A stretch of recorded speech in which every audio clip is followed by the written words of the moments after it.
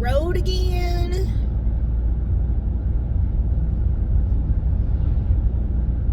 Tara must feel so alive right now with all the driving we've been doing. We're heading to our next scenic loop drive now. It's 3 different roads combined. I'm not going to try to remember them now. I will show you on the map where we're going later, if I did not already in this video. New River Strand is where we are driving through now on 41. We're driving west on Tamiami Trail, away from Everglades National Park, deeper into Bjg Cypress, and kind of over towards the Gulf Coast.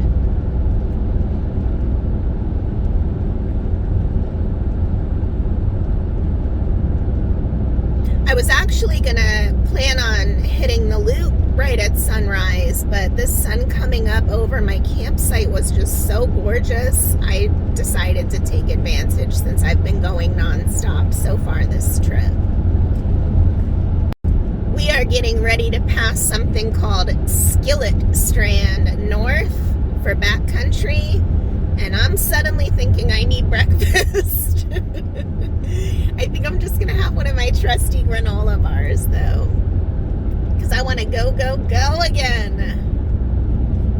I really need to learn how to slow down and pace myself on these national park trips, because I find a hard time balancing between literally wanting to see everything I can possibly see in the amount of time that I have, and pacing myself to actually be able to just sit, relax, and breathe and take it all in.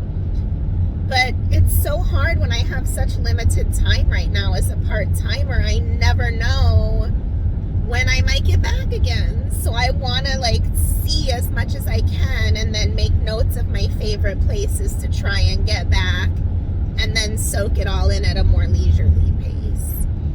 So that's my current MO. And we are currently getting passed by a semi-truck because I refuse to speed on this Tamiami Trail road, and apparently I'm the only one. Also, I would like to talk to Gypsy Guide app for a minute. Psst, psst. Are you listening? If you're listening, I miss Herbert.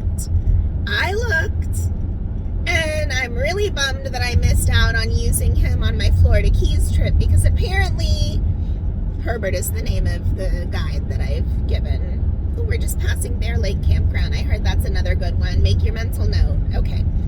Back to my discussion.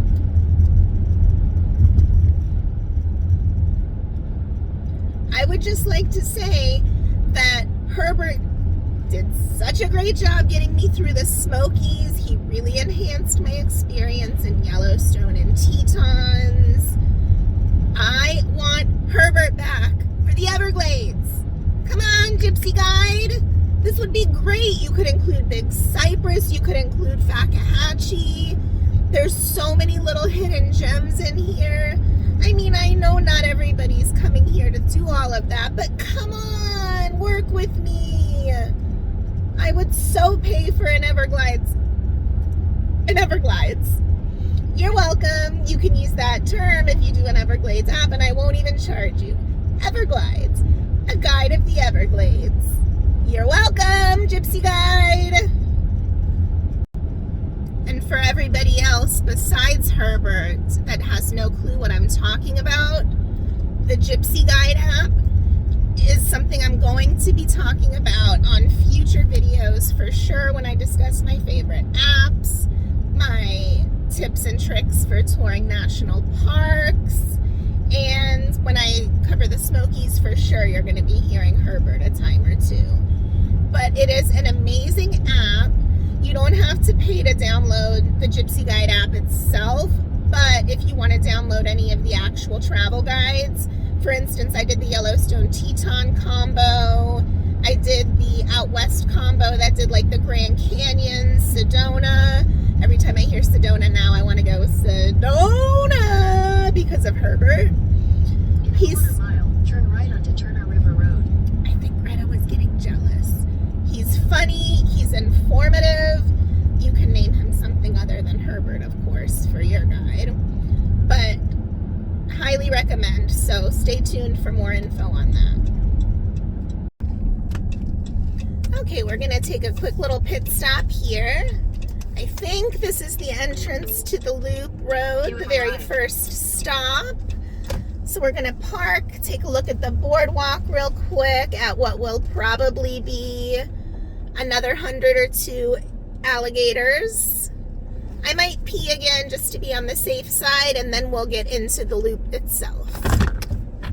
All right, technically this is H.P. Williams Park and Picnic Area, and you can see it's a very pretty little picnic area off the side. Bear-proof trash and recycle, and an observation boardwalk with some restrooms at the end.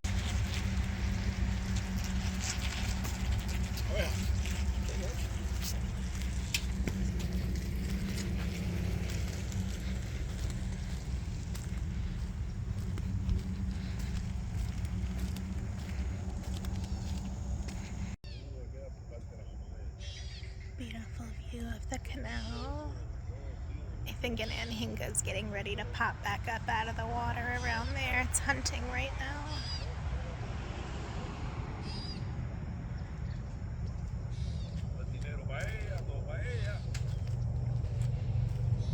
This would probably be a nice place to look for gator. Oh, there's some wood storks and a snowy egret. That's a younger wood stork way back. I don't know if you can see it way back there.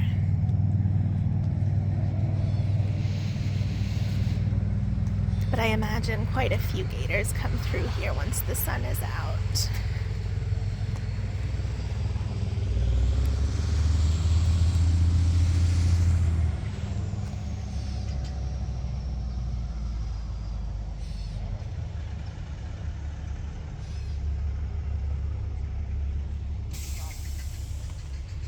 There you can see one of our little gator friends swimming through.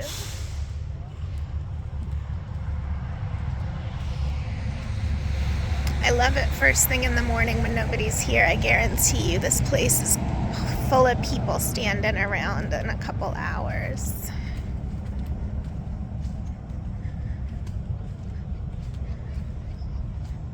Oops, I scared away a little bird. I am sorry. That's another snowy egret over there hunting. And that's a pretty good size alligator.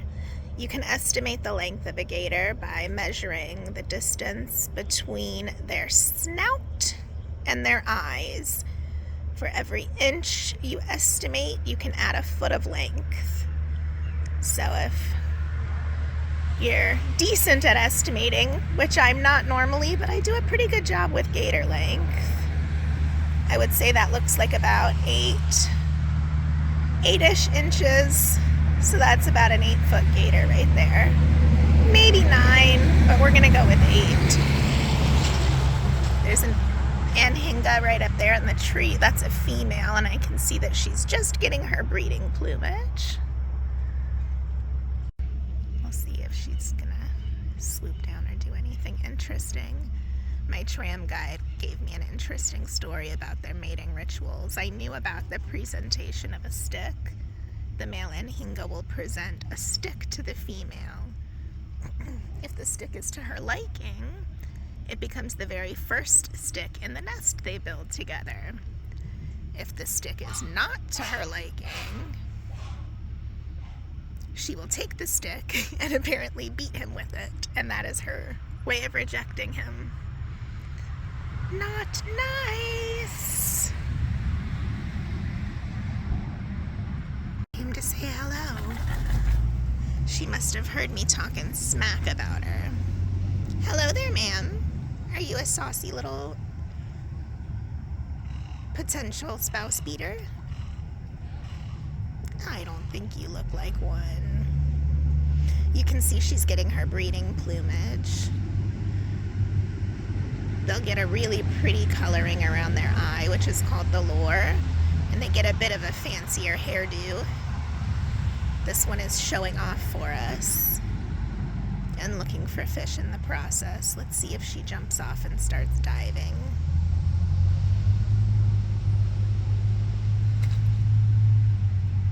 There she goes. You see her swimming under the water. It's really cool to watch them swim.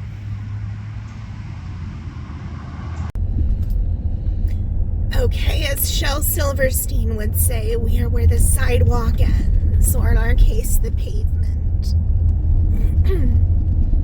So Greta's gonna yell at me in a minute because she wants to take me back out to 41, which is the more direct route to our next location, but she just doesn't get that we want to do the scenic loop road. So ignore her, and let's enjoy this drive and see if we see anything cool. I swear she is a sassy little minx. She heard me telling you guys that she didn't understand what I was trying to do, and she just very silently switched her route. And now instead of making a U-turn, she has us going 7 miles to Wagon Wheel Road, which is the way we were gonna go. So I think she wanted to prove to me that she did know the plan and that she was not a dum-dum. Point taken, Greta. My apologies. You are queen always.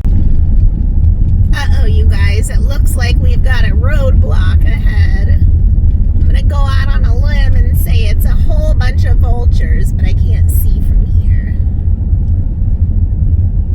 There are canals along both sides of this road, so it's probably just a raised dike road, essentially. I see lots of anhinga and cormorants in the trees. There's a vulture up in that tree right there. This road is a little bumpy, but not quite as potholy as the start to our loop road yesterday. It says wetland restoration in progress. There goes Great Blue. Oh, there was a little green heron, an egret. Definitely lots of vultures. So it looks like since this road is very wide, you can probably pull off along the side if there's anything interesting you want to see or take pictures, which I like. Good visibility, so this would be good for early morning or late night since the road is nice and wide. And I'm seeing lots of little warblers and probably sparrows flitting around as well. Alright. Sorry guys, I'm not trying to kick you out of the way. You just gotta scooch enough for me to get through. Thank you. You don't have to fly. Alright, let's see. Looks like just a bunch more vultures. We'll see if this... I like how some of them run and some of them fly. Oh, there is a little wood stork. Maybe I can get a picture of him with the gator. Let's see if he'll stick around. Vultures always crack me up with the way they stand with their wings open like that. I always get a picture of Gandalf going, "You shall not pass." See, look at them all standing up there. Little sentries with their arms out like, nope, can't come through here.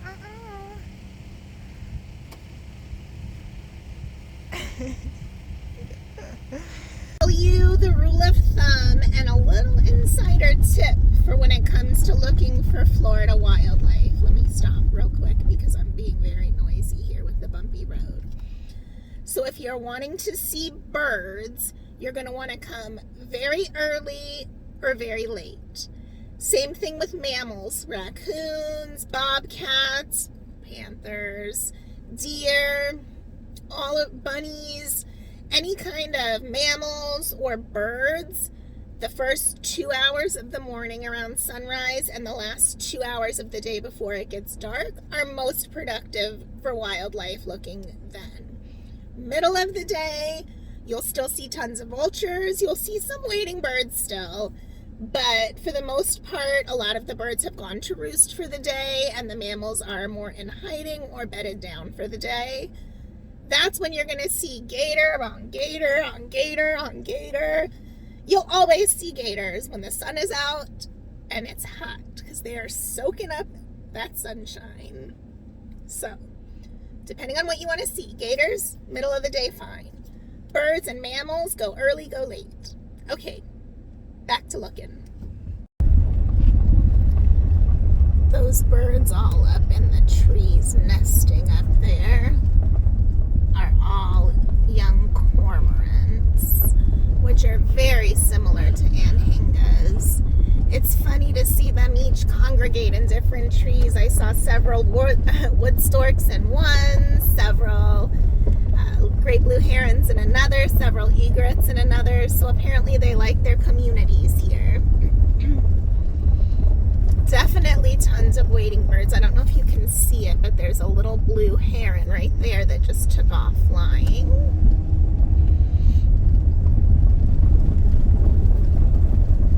I saw a couple of night herons, but wasn't able to get a good shot. Oh, there's a kingfisher. It's gonna take off before I can get a picture. Yeah, there it goes laughing at me. Son of a gun.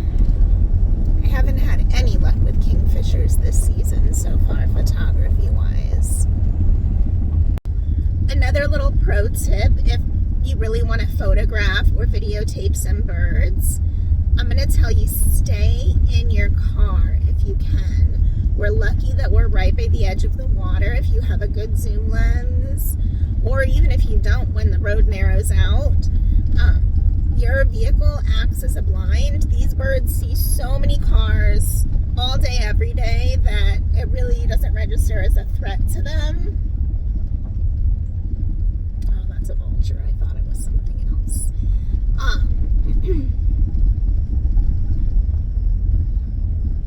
I'm losing my train of thought watching the birds. But yeah, use your car as a bird blind. That is a very effective way to get closer to the birds so that you can photograph them better and see them better. Typically, the second you get out of your car to try to get a closer look and approach, they're going to take off, because once they see a human in a human form, that they do register as a threat. One more quick little tip: if you take this loop and the other loop road, technically, there are some private land, residential areas as well. So you're going to want to make sure that you respect and observe those. Do not go hunting around in private land unless you have permission from the landowner, and observe all the normal rules that you would. Plus out here, I'm thinking you don't want to wander onto somebody's private property unannounced. Okay, let's see what this says. You are here. After each entry and exit, close and lock gates. Oh, okay, this is the windmill tram, which is backcountry access site number 4. So this is another one of their backcountry areas.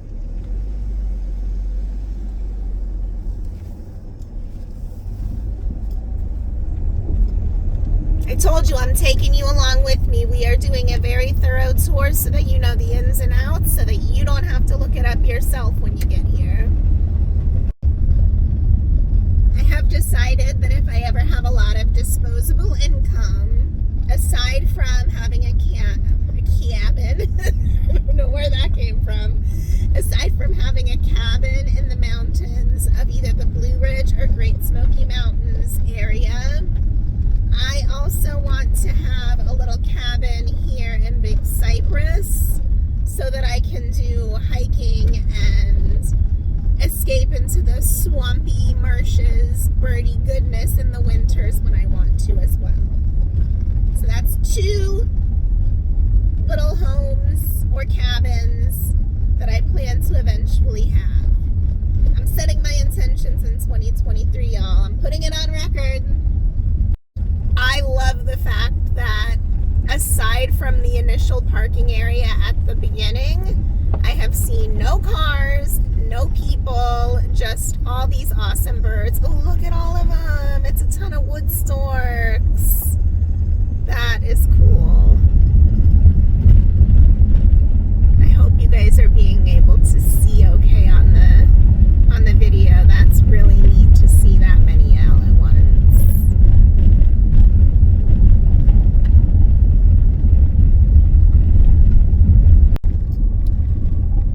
So ahead, it looks like you have the option to continue straight on Turner River Road. Left onto Wagon Wheel Road. But as Greta pointed out, we're going to be turning left onto Wagon Wheel Road to stay on the scenic loop portion and end back. Okay, that's where the Bear Island campground is. That's good to Continue on know. Wagon Wheel Road for 5 miles. I heard that there were some trails and stuff back there that you can walk to. I think that's one of the campgrounds that I want to check out next time. I've heard it's really nice. As you can see on my driver's side, it's just a wide open expanse of more Fakahatchee, or a river of grass. And then, if we look ahead, it's just a wide open expanse of road. And then here on my right, you are much closer to like a canal, swamp kind of area. So this is where all the wading birds are gathered on this side along the water's edge. Sorry if my voice is shaking. It's a little bumpy again, but I just kind of wanted to show you what you're working with when you drive through.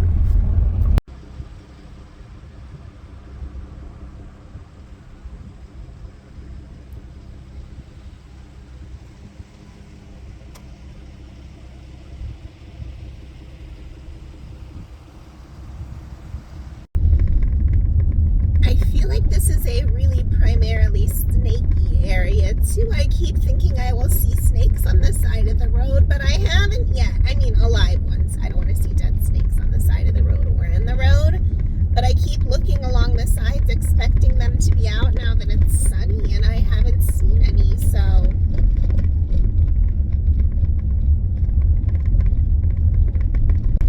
we have now done a left turn, so we're still on the same road, but we are going to be on Bird On Road.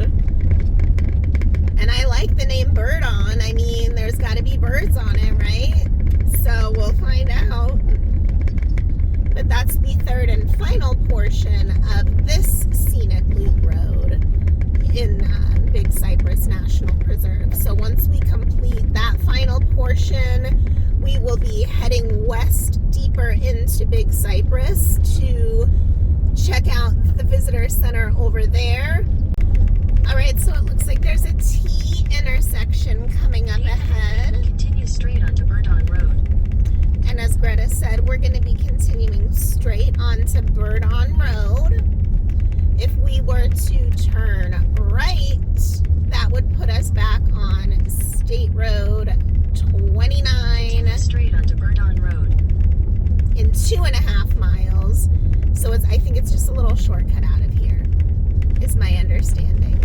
I don't know though. What do I know? Continue on Bird On Road for 4 miles. And we're about 2 miles now back until we're back to US 41, where we'll continue on into Bjg Cypress a little further. But I just wanted to touch base and let you guys know it's definitely a nice peaceful drive if you want to get away from the hullabaloo. If you want to look for gators and birds, definitely recommend. It's not trafficy at all. You could, stop your car pretty much wherever and have a picnic. And there's some side roads with some backcountry trails and things like that you can do as well. So I say I would definitely check it out. I mean, it's not the most exciting portion of my vacation so far, but I've had a blast watching for birds. And I am, looking for panthers and bobcats. I feel like it's got great bobcat potential for sure, but other than that, no luck. I hope Tara's not too mad at me where you're going through quite a bit of dirt and dust. I have a feeling she's gonna be a dirty girl when we're done. Sorry, Tara. Love you, babe. I'll wash you when we get back. when you exit out, if you choose not to turn left or right onto 41 and go straight, there's a wildlife check station, which I'm thinking maybe is a hunting thing. I'm not sure. There's also a dump station, some dumpsters, and what looked like some restrooms maybe a little further back. All right, we're getting ready to check out the next visitor center for Bjg Cypress, the Nathaniel Harris one, I believe it's called.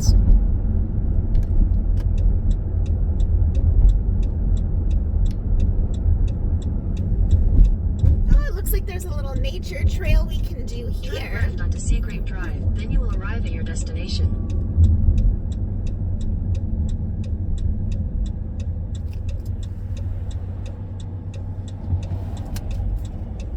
That's just good life advice. What a great idea is this little wheel. It says if you're going to be here a half a day,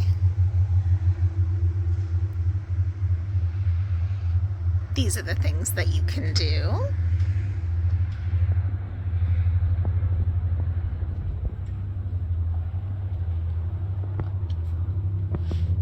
If you're going to be here one full day,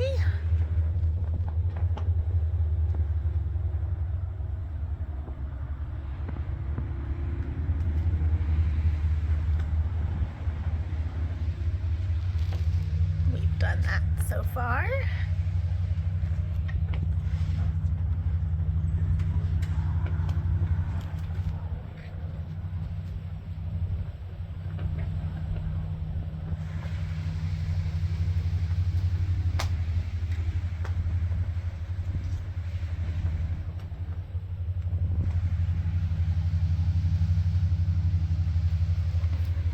All right, you guys, this is what we're hoping to see for real when we go hiking at Fakahatchee tomorrow.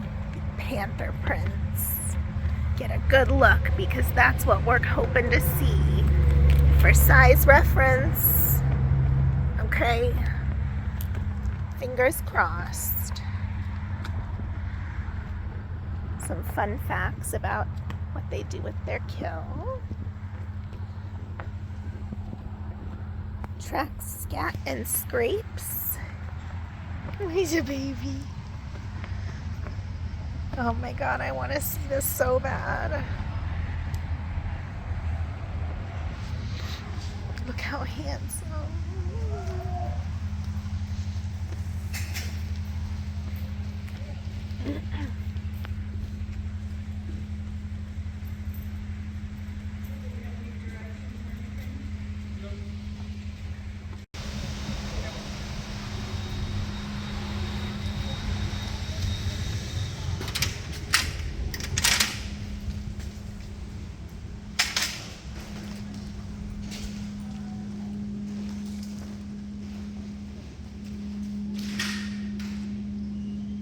See what a gator nest looks like. We'll take a walk out there soon. First, priorities.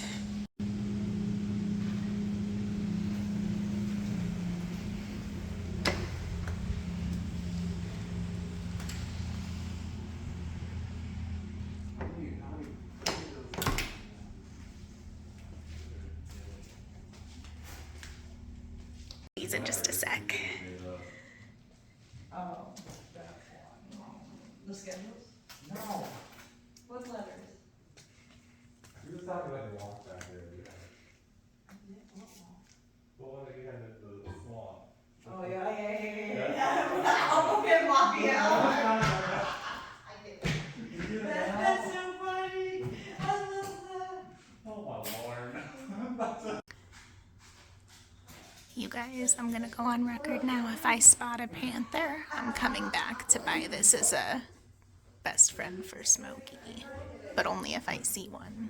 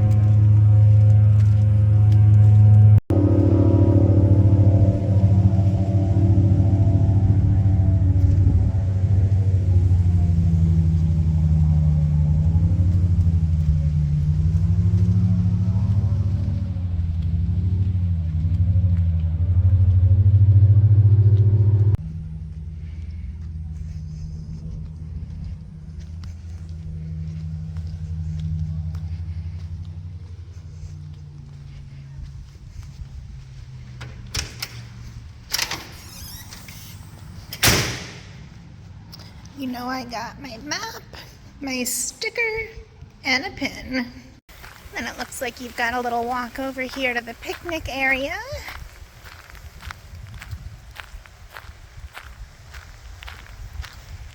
With some bear storage, bear proof garbage can, I mean.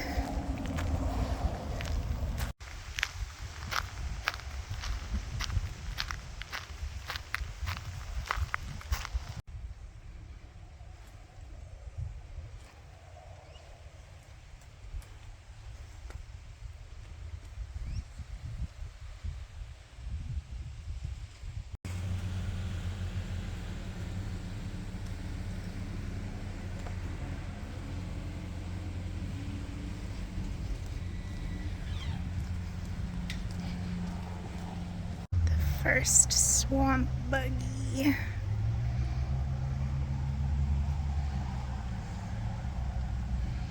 The buggy displayed here was built in 1984, constructed upon a modified chassis of a late 70s GMC truck.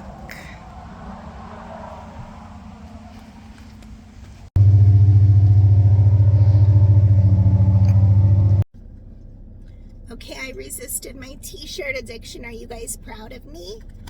But I did get my Bjg Cypress pin. So, whoop.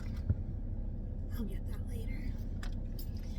So we're gonna add that right next to Everglades. Perfect.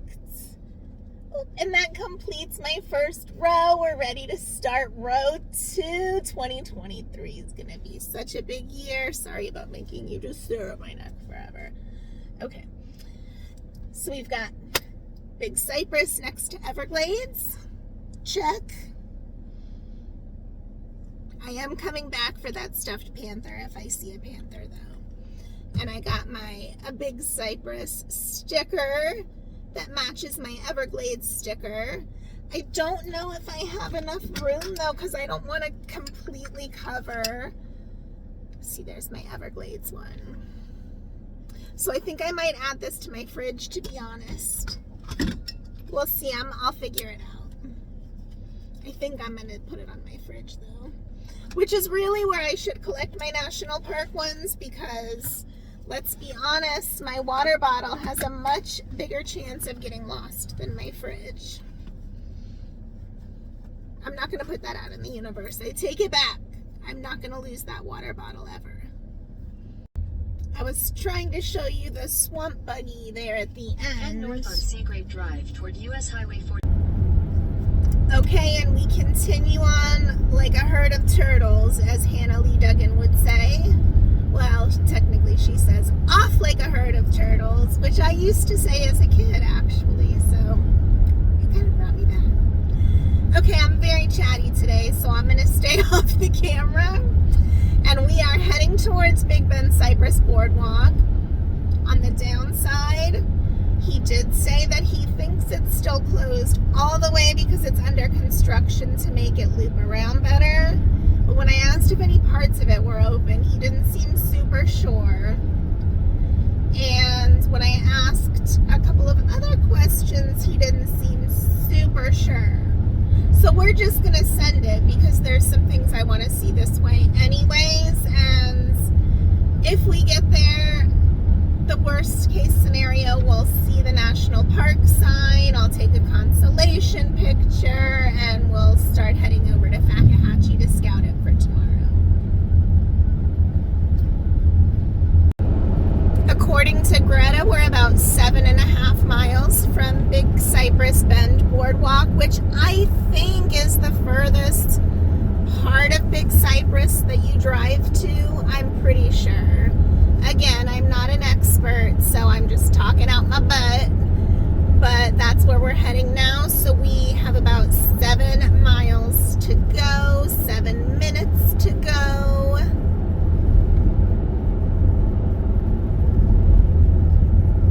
Up ahead, we see a sign that says if we make a right, that's going to take us to Fakahatchee. So that's where we're going to be going shortly.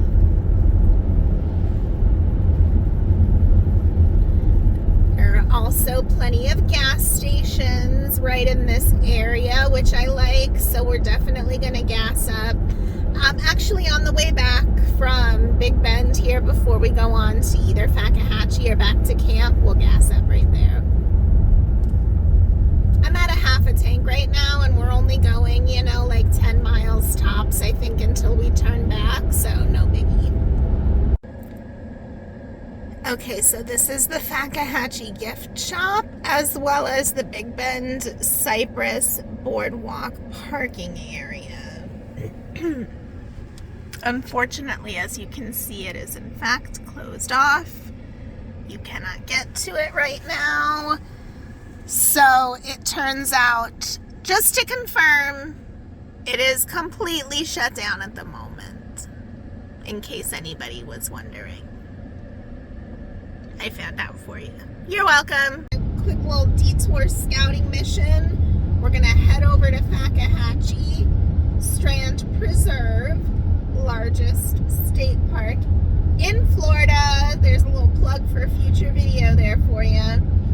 I just want to double check with the rangers there and see exactly how early I can do Jane Scenic Memorial Drive.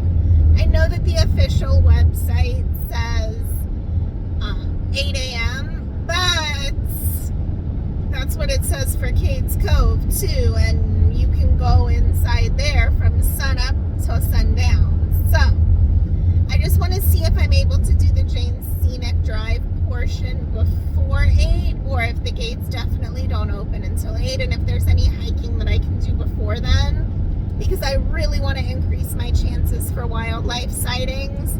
So if I can add like an hour of extra daylight there in the morning as the sun is coming up, I want to do that. And I think that about covers it. We'll see what they say. And then I'll be joining you back at camp for some relaxation and some eating, because I'm starting to get hangry. And oh, we have a fun little side trip on the way back to camp too. That is Big Cypress related, so stay tuned for that. Don't you dare stop watching yet. Please, I mean please, don't stop watching yet. I didn't want to be bossy. That's over $1 more a gallon here.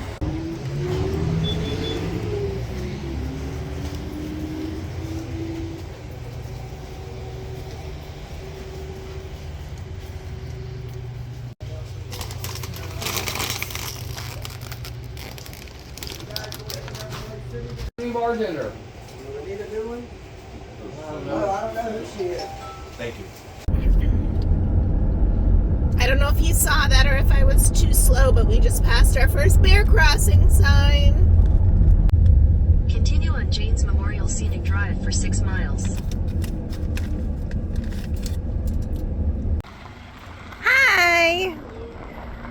I promised my dad that while I was down here I would stop. He's retired from the post office now, so not this one, but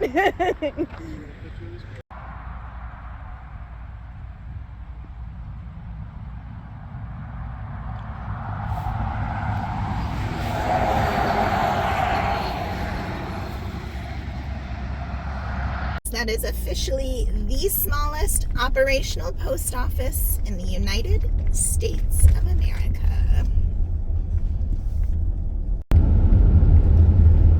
Just past Trail Lakes Campground, which is a private campground in the area, and they do offer showers to non-guests for a fee. I don't know what the fee is, but that's just a heads up I wanted to mention. If you're camping in the area and your campground does not have showers, that's always an option. You can pay to have a shower there.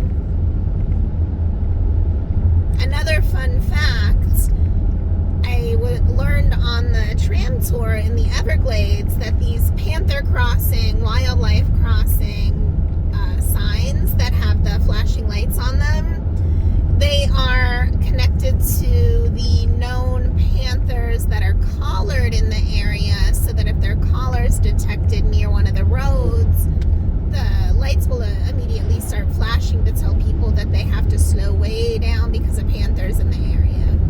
So I thought that that was really cool. Of course, it only helps if it's one that's collared, but I thought that was still a really cool thing. So funny story, I'm just getting back to camp and I stopped to shower, so I feel very refreshed.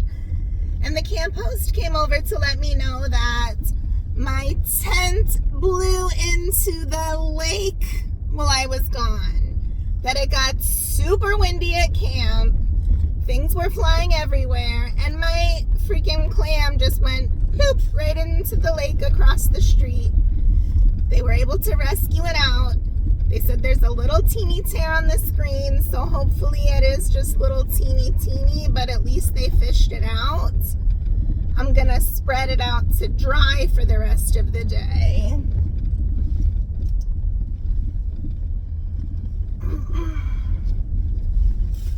And then go from there. Oh my goodness, what a mess. They said they left it deconstructed, just kind of laying there for me to deal with, so. Fun times. Oh no, I hope that my sink pump isn't gone. It looks, okay, that's next to it too. What a mess, y'all. I guess I have to rethink staking it better even when it seems like it's sturdy. I mean, I never had a problem even at Fort DeSoto when it was windy, so who'da thunk? How embarrassing. They were very nice about it. Whew. Okay, now that the drama of the lake incident is all sorted, I even got to see pictures. They took pictures of the whole process, probably to laugh at amongst themselves, but they wanted to show me too. So apparently, what first happened is one of the neighbors saw it go tumbling into the lake, and it was just a few minutes after the camp hosts had been driving by and admiring it, saying, "Hey, I wonder how easy that is to disassemble. That's like the one we have at home, but we haven't tried it yet since the first time we had issues."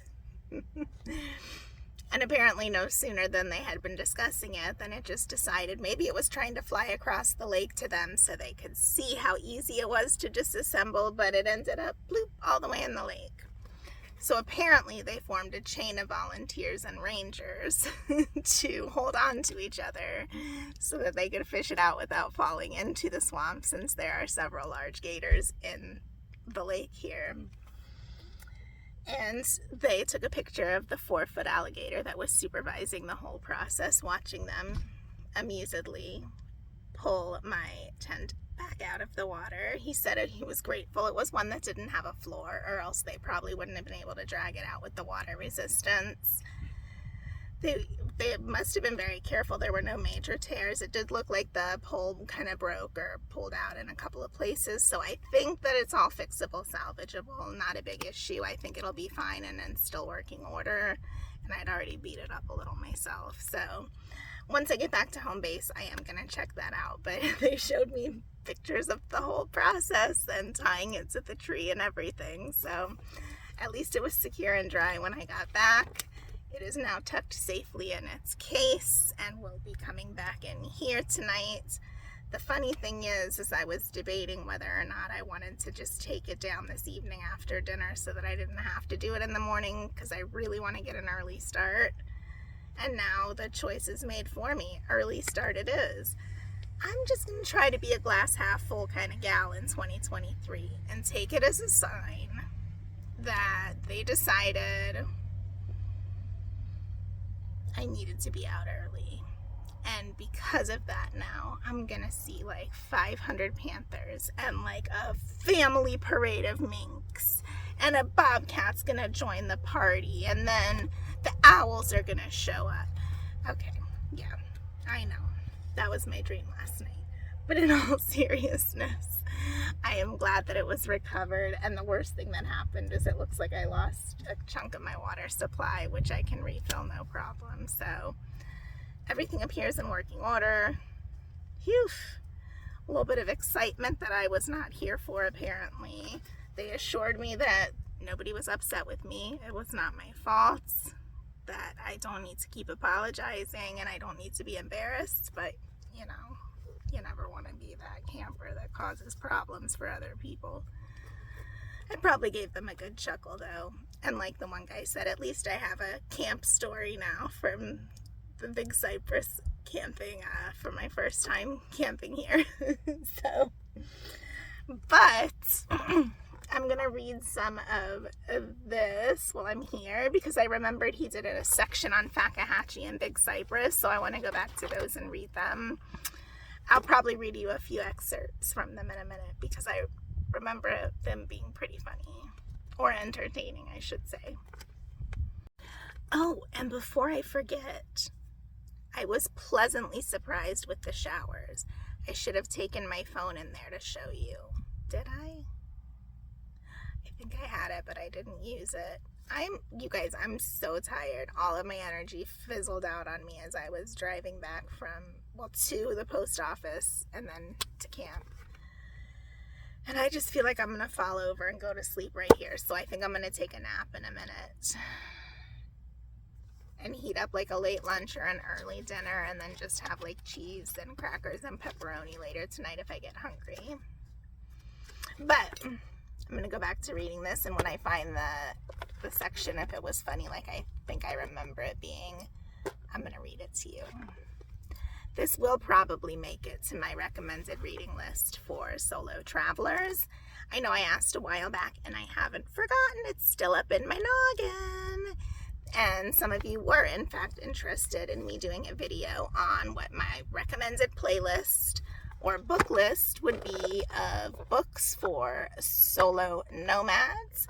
Primarily solo female nomads, since that's what I am, and that's kind of the type of books I think I'm in the demographic of. So sunset at camp is shaping up to be just as beautiful as I thought. The moon's getting fuller and fuller. Beautiful skies. What do you guys think? I think this cloud is scolding somebody. Maybe they fell on the floor on their stomach. See, there's their legs stretched out and their toes pointed and they're stuck on something clearly. And look at that face with the hair crazy in the back, pointing or yelling, or they're definitely peeved about something. Is that a dragon in front of them? Is it a naughty puppy? Who knows? There's this real story here, guys. Let me know below what you think is happening.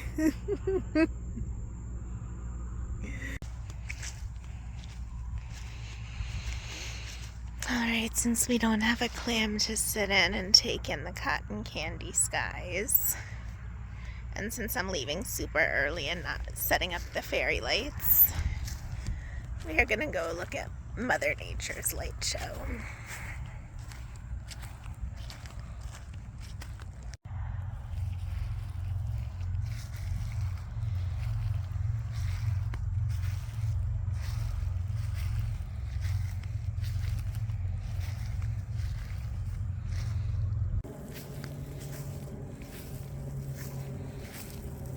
I still can't believe how big my site is. I mean, even these big rigs on either side of me have plenty of space.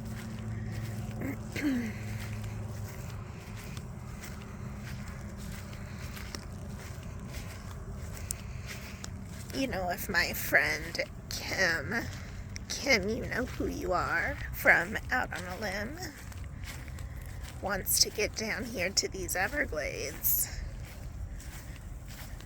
this might be a good campground to have a base camp at, just saying.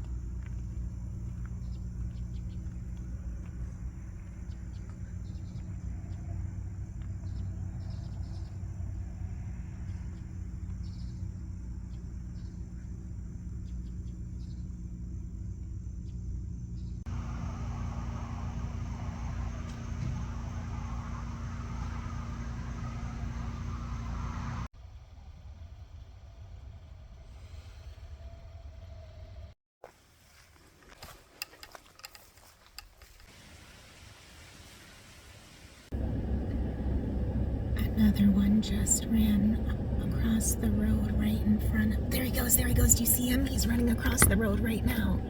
That's him. Oh yeah, that's him. That's him, you guys. That's a freaking Everglades mink.